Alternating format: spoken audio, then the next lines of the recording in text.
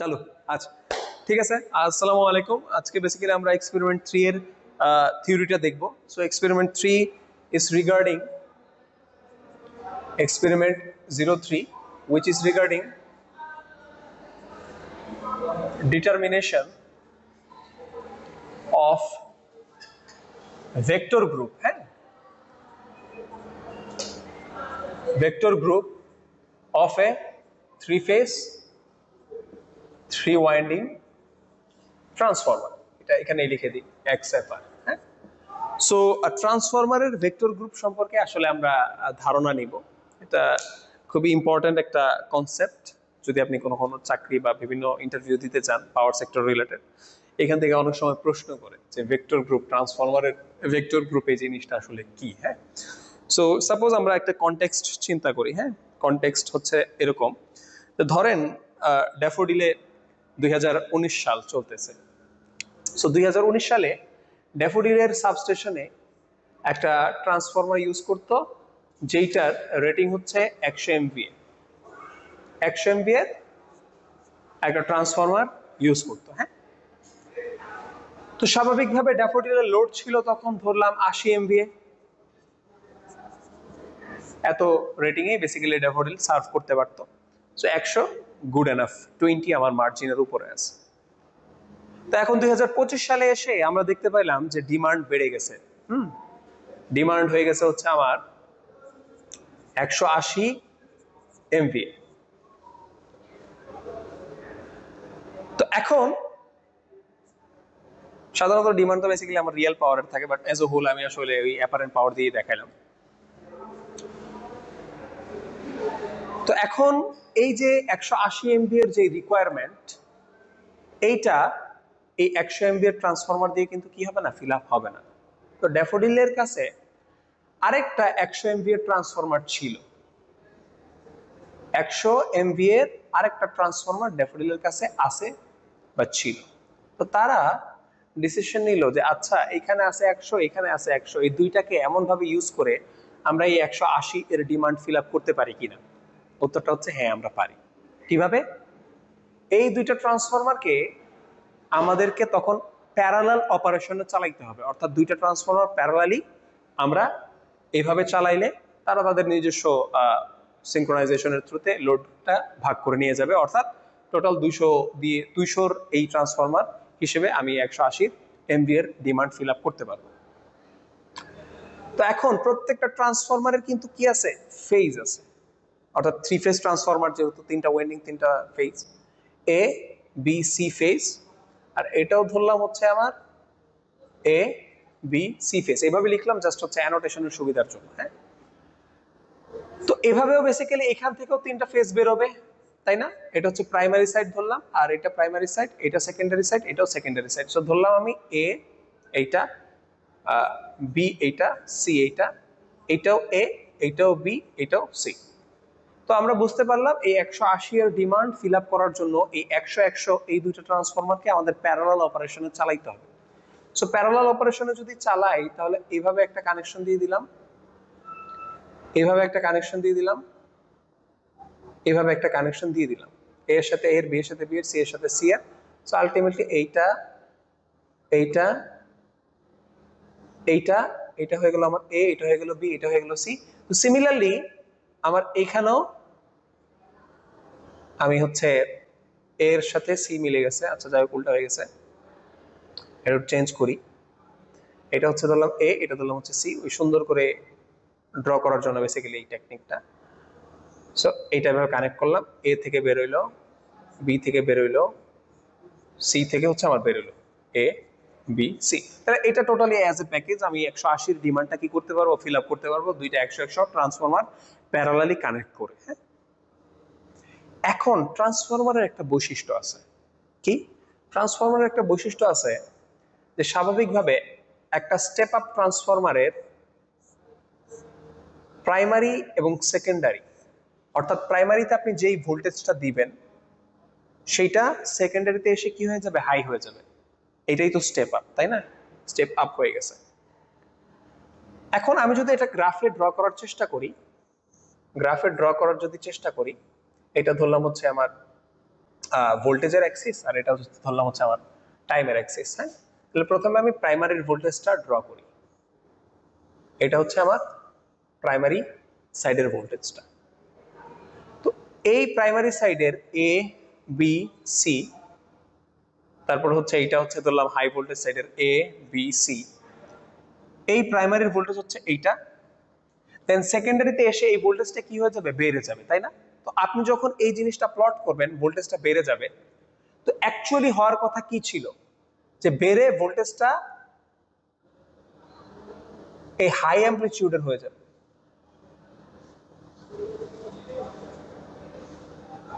এরকম হওয়ার কথা ছিল, অর্থাৎ এই স্ট্রেট লাইনটা হচ্ছে আমার প্রাইমারি, আর এইটা হওয়ার কথা ছিল আমার সেকেন্ডারি। কিন্তু অ্যাকচুয়ালি দেখা যায় যে এই প্রাইমারি আর সেকেন্ডারির ভোল্টেজ না একই ফেজে থাকে না। তার মানে প্রাইমারিতে আপনি যেই ভোল্টেজটা দিচ্ছেন, সেকেন্ডারিতে আসার পর ভোল্টেজ লেভেল তো বেড়ে যাবে, সাথে সাথে তার একটা ফেজ শিফট হবে। অর্থাৎ তাদের মাঝে একটা ফেজ শিফট চলে আসে, অর্থাৎ এইভাবে থাকার কথা ছিল, বাট আলটিমেটলি সে এই জায়গাটা চলে আসে, অর্থাৎ একটা ফেজের ক্রিয়েট হয়।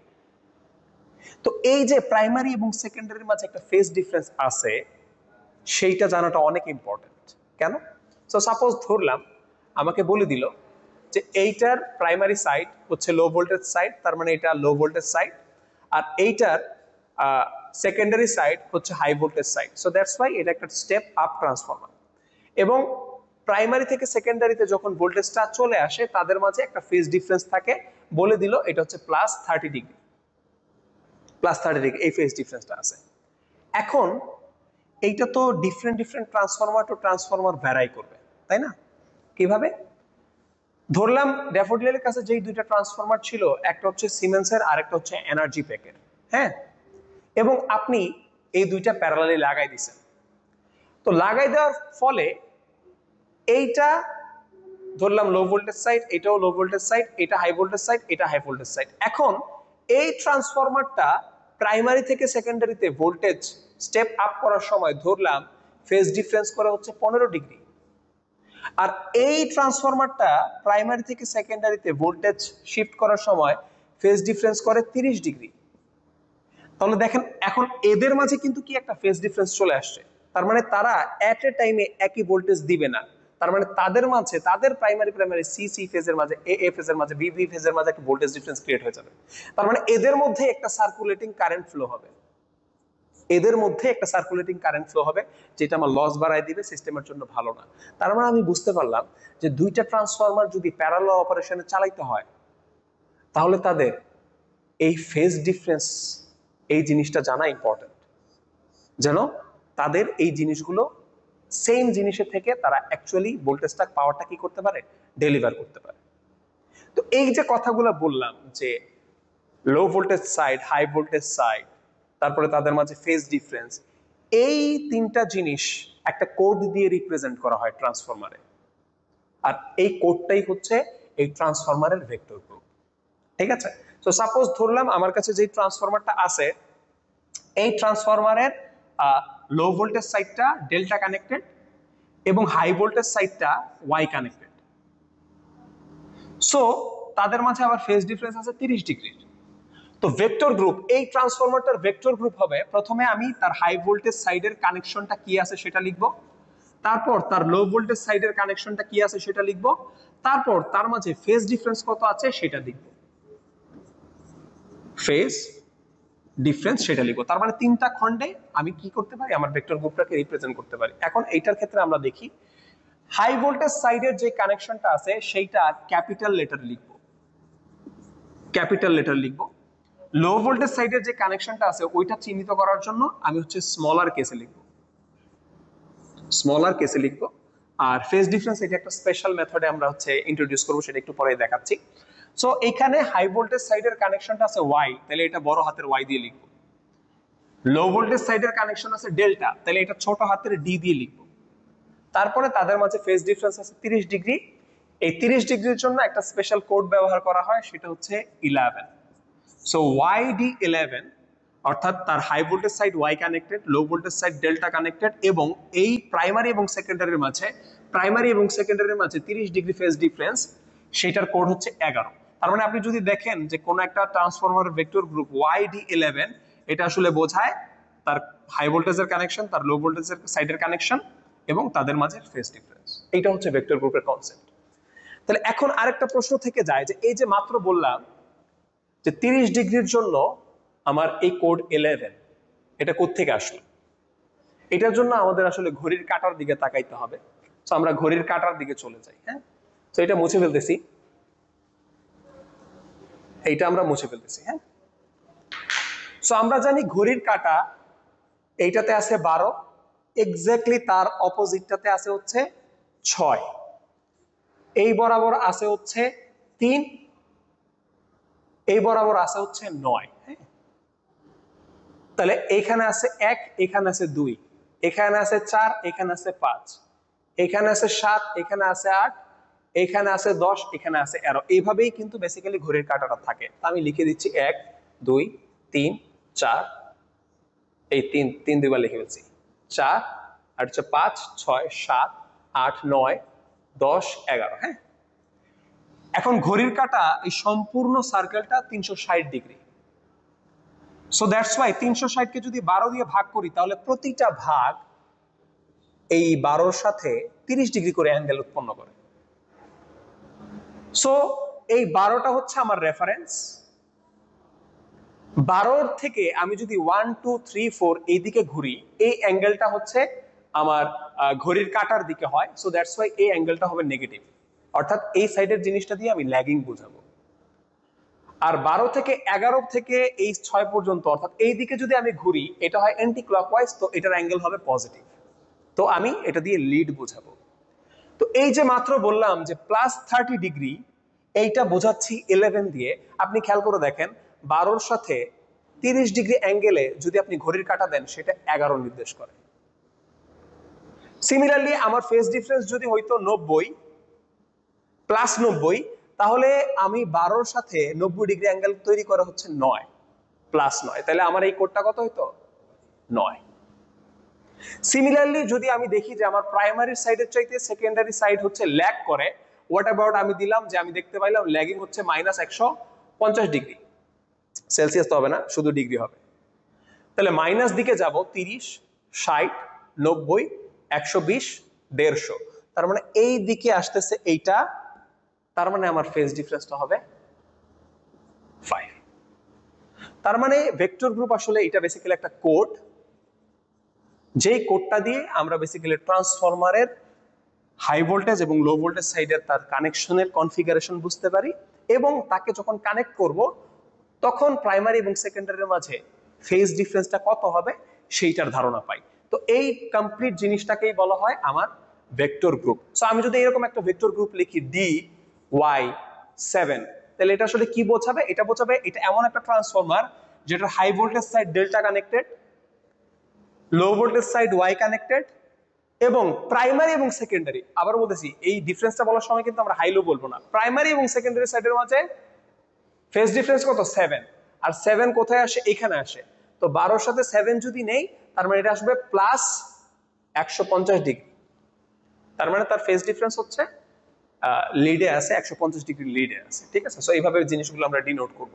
এখন এখানে আরো কিছু কোড তৈরি হইতে পারে, যেমন যদি কোডটা থাকে এরকম DYN11, DYN11, যদি এখানে ছোট্ট করে এনটা দেওয়া থাকে, তাহলে আসলে আমার বুঝতে হবে যে এইটা শুধুমাত্র ওয়াই কানেক্টেড না, ওয়াইটাও আবার কি গ্রাউন্ডেড, সরি মানে নিউট্রালের সাথে কানেক্টেড আছে, গ্রাউন্ডেড না, নিউট্রালের সাথে কানেক্টেড আছে। সো নিউট্রাল কানেকশন যদি থাকে ওয়াই কানেকশনের সাথে, তাহলে ছোট্ট করে এটা এন দিয়ে রিপ্রেজেন্ট করা হয়। হ্যাঁ, তো এটাই বেসিক্যালি হচ্ছে আমাদের ভেক্টর গ্রুপ। এখন আমাদের এই এক্সপেরিমেন্টটাতে আমরা আসলে কি করব? আমাদের হার্ডওয়্যার সেটআপে যেই ট্রান্সফরমারটা আছে, সেই ট্রান্সফরমারে আমরা নির্দিষ্ট কানেকশন দিব, হয়তো ডেল্টা দিব বা ওয়াই দিব, বা যেভাবে হোক আমাদের মতো করে কানেকশন দিয়ে আমরা তার ফেজ ডিফারেন্সটা কত হয় সেটা বের করার চেষ্টা করব।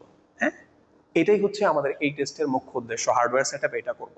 So that's Y vector group, আপনি যদি কোনো ট্রান্সফরমার আপনার চোখের সামনে পড়ে বা দেখার সুযোগ থাকে, আপনি এটা নেম প্লেটে যদি দেখেন, নেম প্লেটে বেসিক্যালি এই ভেক্টর গ্রুপটার কথা বলা থাকে। হ্যাঁ, সো এইটাই বেসিক্যালি ভেক্টর গ্রুপ, যেটার থ্রুতে আমরা ট্রান্সফরমারের কানেকশন এবং তার প্রাইমারি সেকেন্ডারি সাইডের মধ্যে ভোল্টেজ কি বলে ফেজ ডিফারেন্সটা জানতে পারি।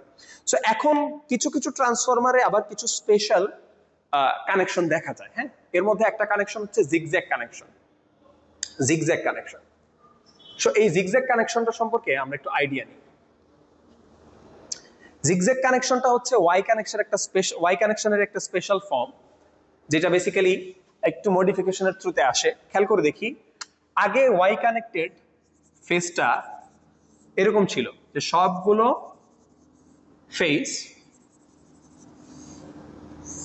একটা নিউট্রালের সাথে কানেক্টেড হয়েছে। এটা A phase, B phase, C phase, এটা ওয়াই কানেক্টেড উইথ নিউট্রাল। হ্যাঁ, সো জিগজ্যাগ কানেকশনে করা হয় কি, এই একটা ফেজকে দুইটা স্প্লিট করে দেওয়া হয়। এই এই এই এই দুইটা টুকরায় ভাগ করছি, এরপর এদের মাঝে জিগজ্যাগ ওয়েতে কানেক্ট করা হয়।